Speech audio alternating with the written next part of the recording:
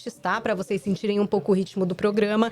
Então eu vou abrir aqui com esse caso, que é o primeiro de hoje, né? A gente vai para o interior de São Paulo para entender essa tragédia que tirou a vida da Larissa Rodrigues, que é uma professora de Pilates, que foi encontrada morta dentro do próprio apartamento. Então, como primeira dúvida, né? Como Larissa morreu? E aí a gente tem esse dia, 22 de março, Ribeirão Preto, segundo o marido, que é um médico, é o Luiz Garnica. Ele chegou em casa e a encontrou caída no banheiro. Disse que ainda tentou reanimá-la, mas o SAMU constatou o seguinte, gente, que o corpo estava em rigidez cadavérica e que a morte tinha ocorrido pelo menos 10 horas antes. Já começou aí a história a ficar estranha. Ou seja, né, Paulinha, o SAMU constatou o óbvio, a pessoa estava morta. E veja que interessante, quando o agressor tenta criar uma cena de crime, né? Fica pior ainda. Não criar uma cena de crime, tenta tirar a cena do crime, né, de cima dele. Por quê? O que ele quer? Ele quer dizer o seguinte, olha, a minha esposa morreu há pouco tempo, eu sou médico, tentei ressuscitá-la, mas rapidamente o SAMU tem o que lá dentro, né, Alessandra e Tchalia? Médicos. E eles constataram, olha, ela já está morta há algum tempo. E acho importante que as pessoas entendam o processo da morte, porque ele vai passando por estágios. E esses médicos, né, do pronto atendimento, esses paramédicos, eles são muito experientes. Inclusive, porque tem um detalhe aqui muito importante, quando uma pessoa está morta, ela é encontrada morta dentro de casa, o SAMU não pode retirar esse corpo de dentro de casa. Então, quem retira é o IML. Correto, Alessandra? Exato. No caso de uma morte suspeita, né? Que o delegado não sabe o que aconteceu. Ou de uma morte violenta, que a gente está falando de homicídio e suicídio, quem retira é o IML. Se é uma morte natural, constatada como natural, por médico, aí sim vai para o serviço de verificação de óbito. Do contrário, o SAMU percebe, constata o óbito, né? E aí quem vem retirar é o IML após a realização da perícia. Existe esse trâmite de acordo com o Código de Processo Penal. Então foi muito importante essa constatação do SAMU. Já viu, opa, peraí, tem alguma coisa errada. Sim. E aí, no decorrer aqui da história, tem esse relato de que a Larissa, ela tinha relatado aí vômitos, diarreia, tontura. E o testemunho de amigos dizendo o seguinte, que o marido dizia para ela, não precisa ir ao médico, né? Ele, como médico, deu ali alguns paliativos, imaginando o quê? Uma infecção alimentar, é isso que ele alegou no depoimento dele. O que talvez tenha chamado também a atenção, né? Um marido que vai lá para a mulher e diz, não, tá tudo bem com você. E a pessoa passando mal ali há dias, né? Esse detalhe é importante, Paulinha. E outro também, ela não teria sido envenenada num dia só. Ela teria sido envenenada aos poucos, dia após dia. Quantos dias a gente não sabe, a perícia pode talvez dizer isso. Mas não foi uma morte ali, vou encher essa comida de veneno e pronto, vou matar a Larissa. Foi premeditado. Porque aí fica óbvio, né? Ficaria muito óbvio que ela teria sido envenenada.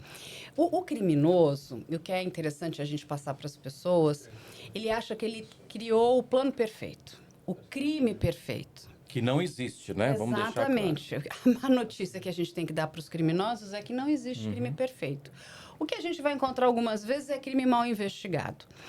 Mas eles tentam, né? Com todas as forças aqui, vamos criar o crime perfeito. Então, o que ele faz? Ele, como médico, ele foi possivelmente administrando esse chumbinho, né?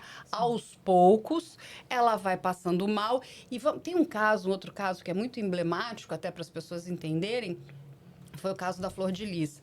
Antes, né, deles assassinarem a tiros, né, o marido ali da Flor de Lis, eles também tentaram envenená-lo. Tanto que ele vai para o hospital diversas vezes, passando mal também, com mal-estar, se sentindo que tudo que ele comia ele fazia mal, porque eles envenenavam a comida e a água dele. Aos poucos, né? Nessa dose menor.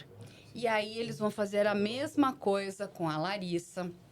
E aí eu acho que vale a pena, Paulinha e Tchalinha, a Alessandra explicar Sim. o processo, né, do chumbinho no corpo. Inclusive a compra do chumbinho, algo que até a gente estava aqui nos bastidores debatendo, porque foi proibida a venda, mas aparentemente compra-se de forma muito tranquila Sim, pela e internet, regular. Alessandra. É uma substância, o aldicarb, né? Que é a substância que compõe o chumbinho, ela é proscrita pela Anvisa. Mas nós já fizemos pesquisas, né, até para outros programas, que é facilmente encontrada, tanto em algumas lojas que vendem isso de forma irregular, quanto pela internet. Não só os carbamatos, né? As pessoas conseguem comprar, infelizmente, até venenos mais agressivos, como a gente estava falando antes.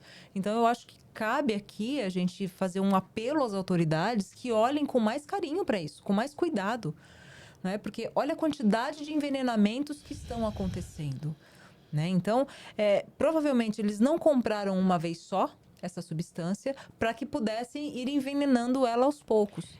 Porque quando a gente para olhar, né, eles colocam tantas regras para alguns produtos químicos.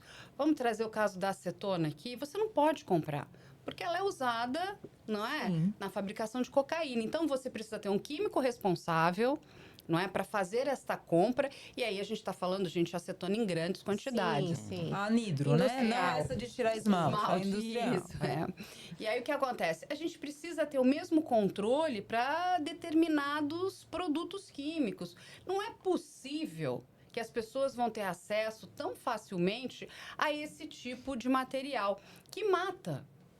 Correto? É aquela história, Sim. a lei existe, mas ninguém fiscaliza. Não, O que e adianta a- você ter a lei desde Se 2012? servir como algum consolo, pelo menos, se é que há consolo para uma situação como essa, é que deixa rastro, né? Sempre. Sim. Na iminência da procura ou do E a entendimento sogra da caiu ação, nesse rastro. você deixa No BO. esse rastro. Porque aí sim vem o laudo toxicológico que confirma a causa da morte, o envenenamento por chumbinho, como a gente já trouxe aqui, que é esse veneno ilegal usado para matar ratos. E aí, aquela pergunta, né? Como que isso foi feito? Vocês já trouxeram aqui essa questão do aos poucos. A questão do marido. Mas aí entra a história da sogra, da Nossa, mãe, linda, gente. né? Linda. Da mãe e do filho, compactuando com essa história, né? Então, o filho como intelectual da história, a mãe até como executora, porque parece que a mãe também administrou. Uhum. E essa história vai se desdobrando a ponto da gente descobrir também uma outra morte nesse mesmo padrão de envenenamento da irmã dele, da filha da sogra. Olha que absurdo que a gente está falando aqui. Então, A assim, sogra- um caso anterior com o mesmo padrão de envenenamento, Mas a gente... uma mãe matando uma filha e depois a nora. Mas você sabe que isso não é algo tão novo. A gente teve no Rio Grande do Sul, há pouco tempo atrás, uma mulher que administrou veneno para a família inteira. É o caso do bolo de Natal. Até eu estava Exatamente. comentando esse caso. E o pior, ela já havia administrado esse veneno em outras pessoas em outros momentos. Então, veja só, olha o padrão. O filho dela acabou sendo envenenado. O menino não morreu, mas ele poderia ter morrido. Mas ela deu veneno para o filho. Que mãe é essa? Isso que a Carla traz é importante, a gente falou um pouquinho aqui nos bastidores também. Eu cobri um caso semelhante no Ceará. A mãe envenenou o marido, o subtenente da PM, e um filho autista, menor de idade, 5, 6 aninhos. Tadinho. O filho morreu, o marido sobreviveu e contou essa história depois pra gente. Ou seja, o que a Carla tá dizendo, não é raridade isso. Infelizmente, é comum a gente ver. Infelizmente, não é raro mesmo, né? Mas o que chama atenção nesse caso é justamente essa relação tóxica entre mãe e filho, né? Talvez de uma submissão dela a ele, de uma relação simbiótica, precisaria olhar com um pouco mais de cuidado. De qualquer forma, a frieza moral dos dois é patente. E A até ausência de remorso, foi um planejamento consciente. Né? Não foi um crime de impulso, não foi tomado por emoção. A motivação aparentemente financeira realmente existiu. A coisificação da Larissa e da própria filha, da Natália. Né? Então, eu acredito que os dois atuaram juntos, tanto no homicídio da Larissa quanto no da Natália. Eu não sei ainda, não sei se o delegado já passou essa informação, eu vou checar também. Eu não sei se ela tinha algum seguro de vida. Sabe, porque muitos crimes com este perfil, né, Miram nisso. o que se tenta? Com certeza. É o financeiro. Ela tem aqui um seguro de vida, então ela morreu e vamos, né, agora fazer jus a esse O que a gente dinheiro. sabe é que ela gostaria de se separar. Parece que havia essa informação, uma informação também de infidelidade por Sim. parte do marido, né? Então, segundo a polícia, esse crime foi planejado e executado por duas pessoas. Então, o marido, que é o Luiz Garnica, como mandante, a mãe, Elizabeth Arrabassa, como executora. E na noite anterior à morte, então, a Elizabeth teria administrado aí para Nora um remédio misturado com o veneno. Dias antes, ela já tinha ligado para uma amiga e perguntado sobre onde comprar chumbinho. O rastro, né? Como a gente trouxe aqui. E as provas também trazem essa informação de que o marido teria informado a amante sobre a morte da Larissa 10 minutos antes da chegada do SAMU. Então, também o registro telefônico ajudando aí a mapear um pouco dessas ações, A né? questão financeira, o que a investigação mostra é isso. Eles já não estavam bem financeiramente, estavam em dificuldades. E aí, com a separação, teria a partilha dos bens.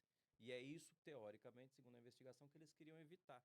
Já não estavam bem financeiramente.